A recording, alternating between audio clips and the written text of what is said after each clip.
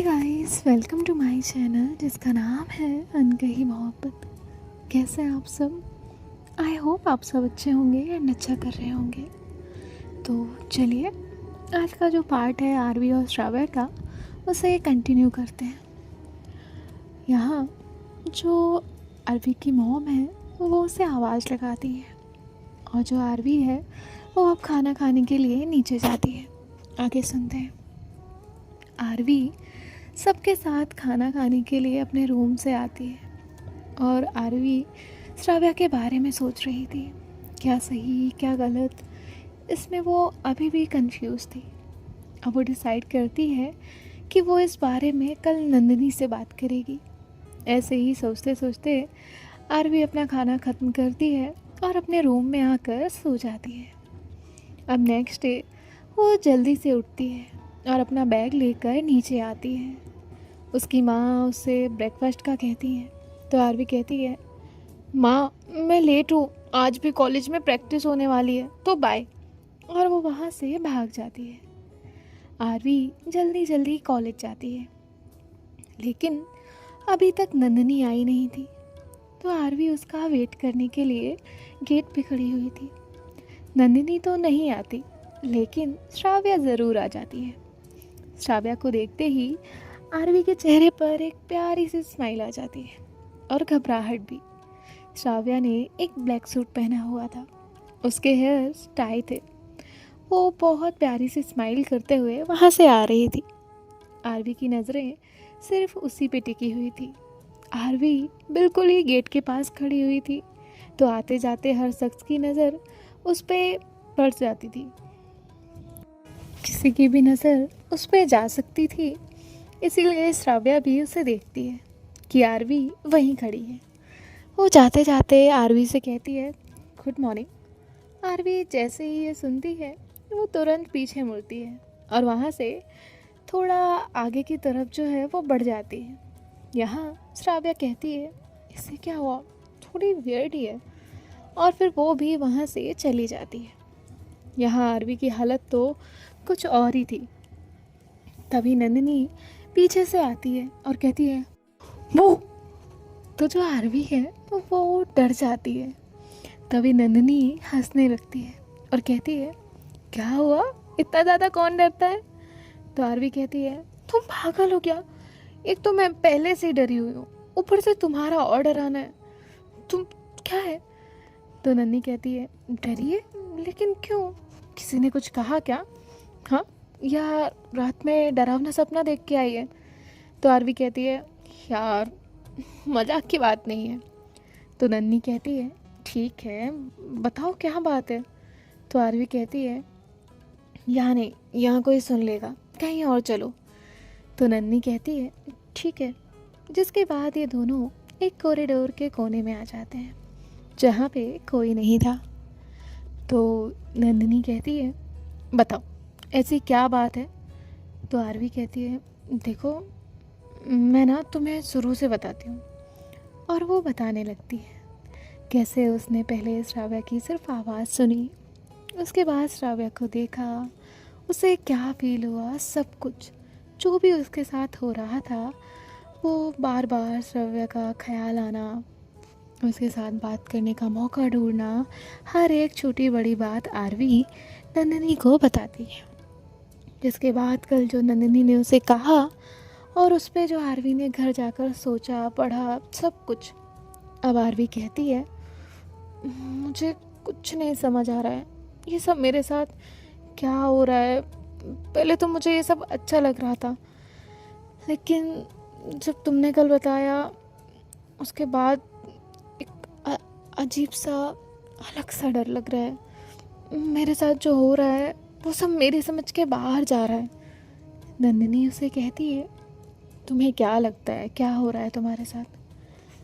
तो आरवी कहती है, अगर ये सब मुझे पता होता तो मैं तुमसे कुछ क्यों ही पूछती? तो नंदिनी कहती है, फिर भी तुम्हें कुछ तो लग रहा होगा, अब तुम कल से सोच रही हो तो तुम्हें कुछ तो पता चला होगा ना? तो आरवी कहती है, दिल कह रहा है कि शायद मुझे श्राव्य मैम से प्यार हुआ है, लेकिन दिमाग वो कुछ और ही कह रहा है। तो नंदिनी कहती है, क्या कह रहा है तुम्हारा दिमाग? तो आरवी कहती है, देखो उनकी एज मुझसे कितनी बड़ी है, और मैं अभी भी कंफर्म नहीं कि उनसे मुझे प्यार है या नहीं। दूसरी बात, अगर मुझे उनसे प्यार है भी तो वो इस बात को क्यों एक्सेप्ट करेंगी? और जिस तरह मुझे उनके साथ सब अच्छा लगता है, वैसे उन्हें भी लगे ये ज़रूरी तो नहीं है ना यार। मैं बहुत कंफ्यूज हो रही हूँ। तो नंदिनी कहती है, देखो तुम अपना दिल और दिमाग दोनों ही शांत रखो और उनकी सारी बातें अपने माइंड से निकाल दो। वो क्या सोचेंगी या फिर क्या कहेंगी, क्या करेंगी, सब निकाल दो। माइंड से एकदम खाली कर दो। तुम पहले खुद का डिसाइड करो, तुम प्यार करती हो या नहीं, ये खुद को क्लियर करो। रही बात आगे की, तो एज की बात, एज तो सिर्फ एक नंबर है, उसके अलावा कुछ नहीं। आज दुनिया में कितने सारे ऐसे लोग हैं जिनकी एज में काफ़ी ज़्यादा गैप है, फिर भी वो लोग एक साथ हैं। इसलिए एज का तो सोचना ही मत।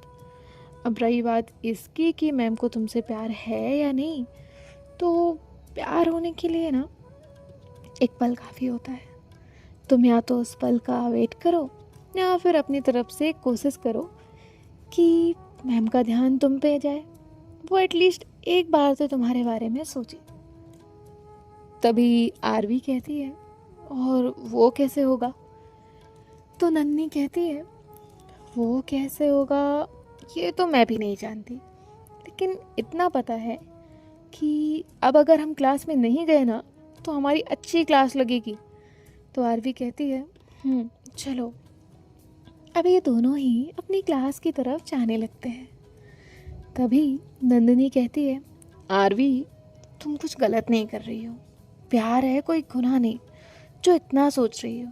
और एक बात, अगर तुम उनसे प्यार करती हो ना तो एक बार कोशिश ज़रूर करना कि तुम्हारी फीलिंग्स के बारे में उन्हें पता हो, वरना लाइफ टाइम रिग्रेट रहेगा।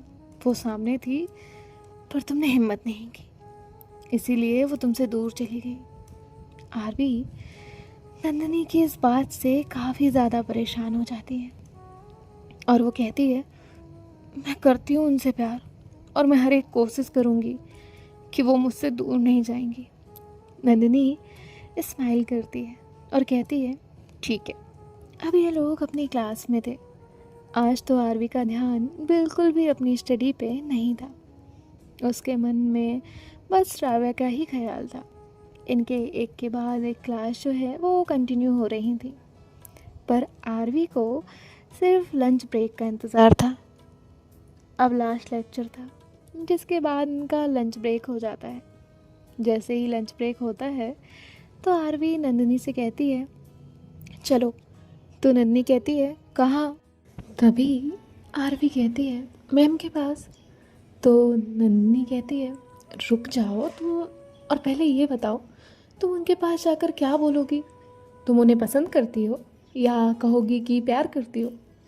तभी आरवी कहती है, ऐसे कैसे ये सब बोल दूंगी? तुमने ही कहा ना कि बात करने की कोशिश करूं, तो कोशिश करने के लिए कहीं से तो शुरुआत करनी ही पड़ेगी ना। तभी नंदिनी कहती है, ऐसे मैम के सामने क्या किसी के सामने भी जाओगी ना तो तुम्हें लोग पागल समझेंगे। तभी आरवी कहती है, फिर क्या करें? तो नंदिनी कहती है, बात करने के लिए किसी बहाने की ज़रूरत है, तो वो बहाना तुम ढूंढ लो। तभी आरवी कहती है, यार मेरा दिमाग तो नहीं चलता है इतना, तुम ही कोई बहाना बता दो ना, तुम्हें तो पहले से ही एक्सपीरियंस है ना इन सब का। तो नंदिनी कहती है, बेटा मैंने ना मेरे लेवल में मेरा मतलब कि एक स्टूडेंट यानी एक लड़की जिसे मैं आसानी से बात कर सकती थी, कोई भी ऊट-पटांग बहाना दे सकती थी, ऐसी लड़की को ढूंढा है। और तुम्हारी वाली अपने आप में महान हस्ती है, भूलो मत वो हमारी प्रोफेसर है। अगर गलती से भी पकड़े गए ना तो डांट नहीं पड़ेगी, सीधा कॉलेज से निकाले जाएंगे। तो आरवी कहती है, तुम मुझे डरा रही हो या हिम्मत दे रही हो? तभी नंदिनी कहती है, सच्ची बता रही हूँ, जल्दबाजी मत करो, चीज़ें अपने अकॉर्डिंग सेट मत करो, धीरे धीरे आगे बढ़ो। तो आरवी कहती है ठीक है, लेकिन अभी बताओ मैं क्या करूँ? अभी तो मुझे उनसे बात करनी है ना। एक तो वैसे ही कॉलेज का टाइम ही ऐसा है कि वो सिर्फ लंच टाइम में हमें मिलेंगी। इतने शॉर्ट टाइम और इतनी सारी बातें, हाउ इज़ इट पॉसिबल? तभी नंदिनी कुछ सोचती है और कहती है इट इज़ पॉसिबल। तो आरवी कहती है क्या, कैसे? तो नंदिनी कहती है तुम्हें टाइम ही चाहिए ना, तो वो तुम्हें मिल सकता है। तभी आरवी कहती है अच्छा, लेकिन वो कैसे? तो नंदिनी कहती है देखो, क्लास से, आई मीन कोचिंग क्लास से। तभी आरवी कहती है कैसा कोचिंग? तभी नंदिनी कहती है श्राव्या मैम कोचिंग क्लास भी लेती हैं, तुम अगर उनके पास कोचिंग लेना शुरू कर दो तो तुम्हें वो टाइम मिल सकता है, और वैसे भी कॉलेज से ज़्यादा टाइम तुम्हें कोचिंग में मिल सकता है। आरवी ये सुनकर काफ़ी खुश होती है और कहती है हाँ यार, ये तो बेस्ट है, लेकिन एक प्रॉब्लम है। तो नंदिनी कहती है कैसी प्रॉब्लम? तो आरवी कहती है मैम मुझे क्यों कोचिंग देंगी, और मैं अपने घर पे क्या कहूँगी? तो नंदिनी कहती है क्यों नहीं देंगी, जब वो मुझे कोचिंग दे सकती हैं तो तुम्हें क्यों नहीं? तभी आरवी एकदम से खड़ी होती है और कहती है क्या, तुम श्राव्या मैम के पास कोचिंग जाती हो और अभी तक मुझे बताया भी नहीं? तभी नंदिनी कहती है उसमें बताने वाली क्या बात है, और तुमने अभी मुझे अपनी बातें बताई हैं तो ये बात बताने का मौका ही नहीं मिला। तभी आरवी कहती है ये भी सही है। तो नंदिनी कहती है तुम अब मुझसे लड़ने मत बैठो, और रही बात घर की, तो घर पे बता देना कि नंदिनी भी जाती है तो तुम भी जाओगी, और वैसे भी मैम का घर तुम्हारे घर से ज़्यादा पास है। तो आरवी कहती है सच में? तो नंदिनी कहती है हाँ। तभी आरवी कहती है ठीक है देन, अब तो मैं मैम के पास कोचिंग लगाऊंगी ही, और आज से ही लगाऊंगी। तो नंदिनी कहती है ठीक है, तो तुम कर लेना मैम से बात। तभी आरवी कहती है मैं अकेले जाऊँ? तो नंदिनी कहती है नहीं नहीं, पूरे कॉलेज को लेकर जाओ। तो आरवी कहती है मजाक बंद करोगी? तो नंदिनी कहती है शुरुआत कौन करता है, यहाँ मुझे कब से भूख लगी है और तुम्हारा ख़त्म ही नहीं हो रहा है। तो आरवी जो है वो कहती है ठीक है, चलो पहले खाना खा लेते हैं। तो नंदिनी कहती है हाँ, अब ये लोग जो है वो कैंटीन जाते हैं जहाँ पे वो लोग अपना लंच करते हैं। जिसके बाद नंदिनी कहती है श्राव्या मैम अभी उनकी क्लास में गई होंगी, वो लंच ब्रेक के बाद उनका लेक्चर वहीं होता है, तो तुम जाओ और उनसे बात करो। तो आरवी कहती है यार मैं क्या बात करूँगी, तुम चलो ना मेरे साथ। तो नंदिनी कहती है एक यही टाइम होता है जब मैं रूप से मिलती हूँ, तुम जाओ, मैं तो चली रूप से मिलने। और ऐसे वो वहाँ से जाने लगती है। तभी आरवी कहती है लेकिन मैं उनसे क्या कहूँगी? तो नंदिनी कहती है बता देना, नंदिनी ने बताया कि आप कोचिंग लेती हैं, अब जाओ यहाँ से। तो आरवी जो है वो वहाँ जाती है जहाँ पे श्राव्या थी। आरवी जाकर क्लास के बाहर खड़ी थी। श्राव्या उसकी तरफ देखती है और फिर अपना काम करने लगती है। यहाँ आरवी सोचती है कि मैम मुझे क्यों इग्नोर कर रही है, कि तभी उसे याद आता है कि मॉर्निंग में श्राव्या ने खुद उसे गुड मॉर्निंग विश किया था, लेकिन आरवी ने तो उसका कोई जवाब ही नहीं दिया था। अब उसे ये लगता है कि श्राव्या उससे नाराज़ है, जबकि श्राव्या को लगता है कि आरवी वहाँ किसी और से मिलने आई है, इसीलिए वो इतना ध्यान ही नहीं देती। आरवी अंदर जाती है और कहती है मैम। तो श्राव्या उसकी तरफ देखती है। तभी आरवी कहती है मैम वो कुछ बात करनी थी। तो श्राव्या कहती है कहो। तो आरवी कहती है मैम वो नंदिनी ने बताया कि आप कोचिंग लेती हैं, और मुझे काफ़ी टाइम से कोचिंग लगानी थी, तो क्या मैं आपके यहाँ ज्वाइन कर सकती हूँ? तभी श्राव्या कहती है सॉरी बट एडमिशन फुल है, अभी तो पॉसिबल नहीं हो पाएगा। तभी आरवी कहती है प्लीज़ ना मैम, आप ही सोचो ना। अब अगर मैं आप जैसे अच्छे टीचर के यहाँ कोचिंग नहीं लगाऊं तो मेरा कितना बड़ा नुकसान हो जाएगा। तो श्राव्या कहती है, क्या? तो आरवी कहती है, देखिए मैम, अब अगर आप मुझे कोचिंग नहीं पढ़ाएंगी तो मेरे घर वाले कहीं अलग जगह कोचिंग लगाएंगे। अब वो टीचर अच्छे से पढ़ाएं तो ठीक है, वरना तो मैं फ़ेल हो जाऊंगी ना। और अगर मैं फ़ेल हो गई तो मेरे पेरेंट्स डिसअपॉइंट हो जाएंगे, और मैं तो उनसे ज़्यादा डिसअपॉइंट हो जाऊंगी। फिर मेरी स्टडी का नुकसान, उसके बाद मेरा ईयर वेस्ट चला जाएगा। अब आप ही बताइए, जो मेरे दोस्त मेरे साथ पढ़ते हैं वो तो मुझसे एक क्लास आगे चले जाएंगे, फिर मैं तो पीछे रह जाऊंगी। और आपको भी तो बुरा लगेगा ना कि आपने मुझे कोचिंग नहीं दी, इसलिए मैं फ़ेल हो गई, और मैं मेरा नुकसान तो झेल भी लूँ, लेकिन आपको दुख होगा, वो तो अच्छा नहीं है ना। आरवी की ये सब बातें सुन के श्राव्या को बहुत हंसी आती है, और वो हंसते हुए कहती है, तुम कितनी ज़्यादा नौटंकी करती हो ना। तो आरवी कहती है, नो मैम, सच कह रही हूँ। तो श्राव्या कहती है, ठीक है। तो आरवी कहती है, ठीक है मतलब मैं आ सकती हूँ ना। तो श्राव्या कहती है, आ जाना, लेकिन अब ये लास्ट, तुम किसी को रेफरेंस मत देना। तो आरवी कहती है, जी मैम, और धीरे से खुद से कहती है, मैम मेरा बस चलिए तो मैं बाकी सबकी कोचिंग बंद करके आपसे अकेले कोचिंग लूँ, और मैं थोड़ी किसी को रेफरेंस दूंगी। तभी श्राव्या कहती है, कुछ कहा तुमने? तो आरवी कहती है, नहीं मैम, मैं जाती हूँ। और वो जाने लगती है। फिर वो वापस आती है और कहती है, मैम सॉरी। तो श्राव्या कहती है, क्यों?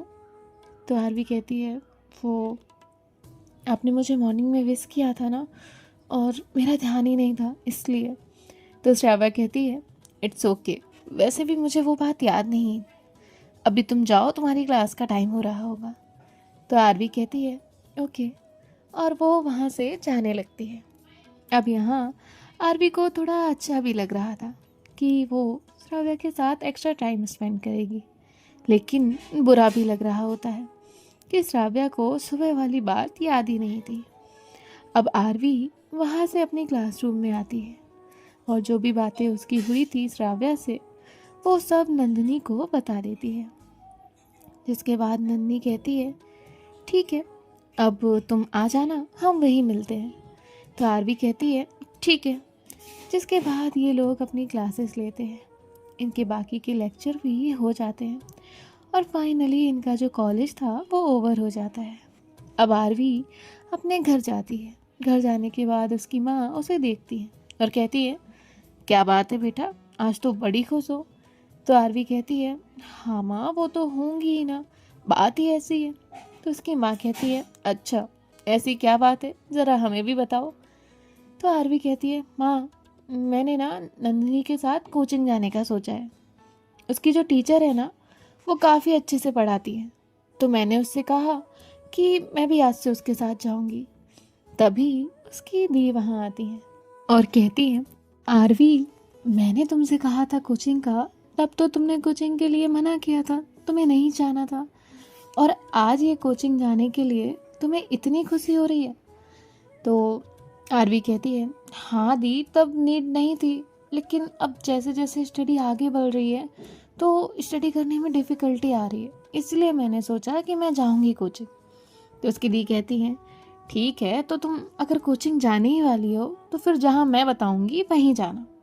तो आरवी कहती है, क्यों ऐसा? तो उसकी दी कहती है, आजकल कोचिंग के नाम पे लोगों ने लूट मचा रखी है, कितने भी पैसे लेते हैं और अच्छे से पढ़ाते भी नहीं है। मेरी एक दोस्त है, वो भी कोचिंग लेती है, तो तुम उसी के पास जाना, उसकी फ़ीस भी कम है और वो पढ़ाएगी भी अच्छे से। तो आरवी कहती है, नहीं ना दी, मैं वहाँ क्या करूँगी, वहाँ ना तो मैं किसी को जानती हूँ और ना ही कुछ और, यहाँ तो नंदिनी मेरे साथ रहेगी ना। तभी उसकी दी कहती है, तुम्हें वहाँ पढ़ने जाना है या अपनी पहचान बढ़ाने? और अगर तुम्हें इतना ही है ना, तो मम्मी नन्नी के मॉम से बात कर लेंगी, उसकी भी कोचिंग हम यहीं लगवा देंगे। तो आरवी कहती है, नहीं ना माँ, आप समझाओ ना दी को। तो उसकी माँ कहती है, बेटा वो कुछ गलत तो नहीं कह रही, और अगर उसकी पहचान में कोई है तो तुम जाओ ना वहाँ, अच्छा ही है ना। तभी उसकी जो दी है वो कहती है, हाँ माँ, अच्छा है, और अगर कभी इसके एक्स्ट्रा क्लास भी लेने होंगे ना तो वो ले लेगी, और अगर बाहर अगर कोचिंग लगाएगी ना तो लिमिटेड स्टडी होगी, यहाँ थोड़ा ध्यान देगी वो इस पे। तो उसकी माँ कहती है, ठीक है।